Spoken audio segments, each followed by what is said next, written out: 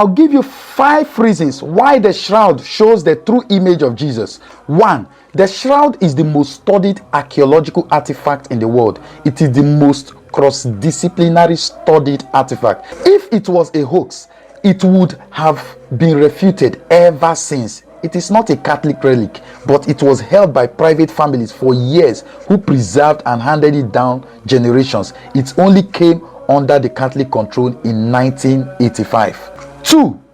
Science today can still explain how the image is in the cloth. 21st century scientists can't prove this. Can you imagine? Even with their supersonic camera lenses, they can't explain. You have to stay at about 8 to 9 feet away from the shroud to be able to see the image. If you go closer to the shroud, the image vanishes. In fact, Jesus took a selfie when the incredible act of the resurrection happened. His image was embedded on the cloth. Remember, this happened 1,800 years before the first picture ever appeared in history.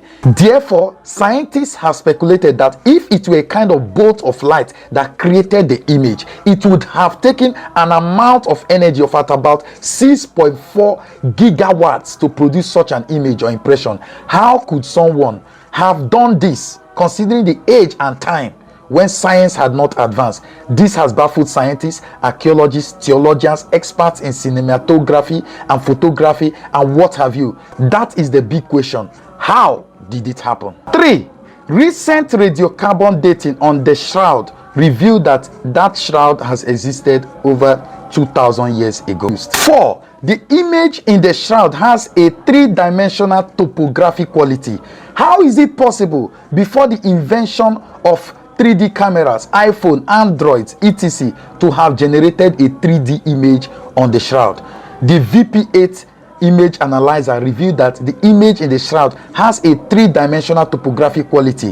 When this device was used with photographs or paintings, the result was this distorted, inaccurate representation of the original image. However, the shroud image was different. It produced an accurate 3-dimensional representation of the man of the shroud with facial features, arms, legs, and chest all contoured correctly. Hey friend, this is not a Christian machine, but a device used in weapon laboratories. Fact check me. 5. All the data on the shroud points to it being from the word of Jesus.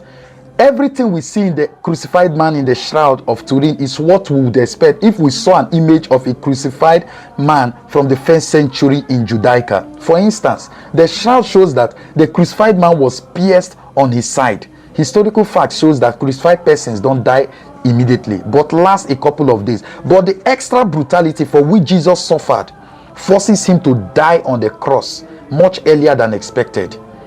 Just 6 hours after crucifixion. In the gospel, we hear they were shocked he was already dead. Hence, his legs were not broken.